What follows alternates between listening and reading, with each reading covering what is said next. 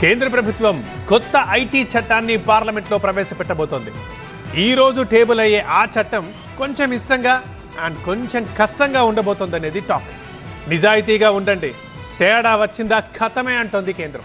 అసలు ఈ చట్టం ఎవరికి షాక్ ఇవ్వబోతోంది? ఇప్పుడు ఇదే అసలు పాయింట్. ఈసారి కేంద్ర ప్రభుత్వం బడ్జెట్లో సామాన్యులకు చాలా రాయితీలిచ్చింది. ఆర్బీఐ కూడా చాలా ఊరట కల్పించింది. దీంతో సాధారణ మధ్యతరగతి కుటుంబాల్లో చాలా సంతోషం కనిపిస్తోంది. ముఖ్యంగా కేంద్ర ఆర్థిక మంత్రి నిర్మలా సీతారామన్ ఐటీ స్లాబ్స్ పై ప్రకటన చేయగానే సభలో చప్పట్లు, సోషల్ మీడియాలో పొగడ్తలు వెల్లివిరిశాయి. I am now happy to announce that there will be no income tax payable up to income of 12 lakh rupees.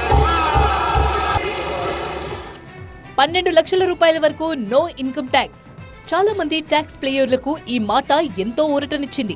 ఆర్థిక మంత్రి నిర్మలా సీతారామన్ చెప్పిన విషయాన్ని నిశితంగా పరిశీలిస్తే కొత్త ఐటీ చట్టం తప్పు చేసేవారిని విడిచిపెట్టదని అర్థమవుతోంది. ముందు నమ్ముతాం, తప్పు చేస్తే తాట తీస్తామంటోంది కేంద్రం.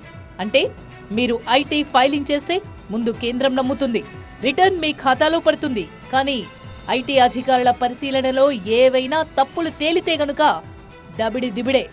Over the past 10 years, our government has implemented several reforms for convenience of taxpayers, such as faceless assessment, 2 taxpayer charter, 3 faster returns, 4 almost 99% returns being on self-assessment, and 5 Vivad Se Vishwas scheme. Continuing these efforts, I reaffirm the commitment of the tax department to trust first, scrutinize later.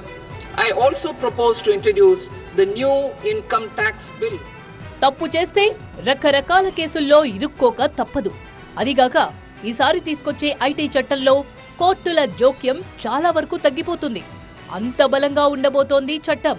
IT filing ప్రతి విషయంలో మరింత క్లియర్గా నిబంధనలు ఉండనున్నాయి.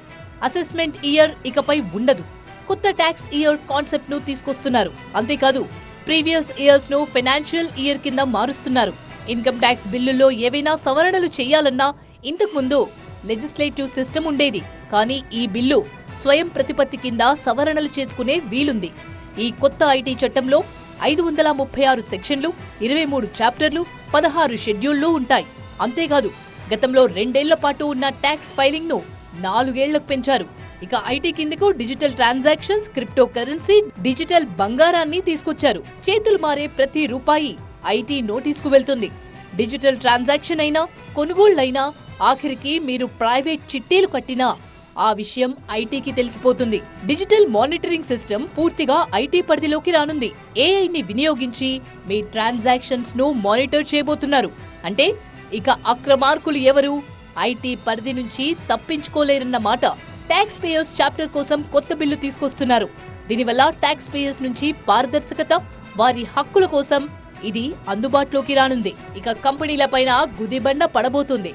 ఇక్కడ వ్యాపారం చేసే విదేశీ కంపెనీలు ఇక ట్యాక్సులు కట్టాల్సిందే. ఇది కేంద్రం వేస్తున్న డేరింగ్ స్టెప్. విదేశీ కంపెనీలు వెనక్కిపోయే ప్రమాదం కూడా ఉంది. కానీ దేశం కోసం తప్పదు అంటోంది కేంద్రం. మరి ఈ రోజు సభ ముందుకు వచ్చే బిల్లు ఎలా ఉండబోతుందో చూడాలి.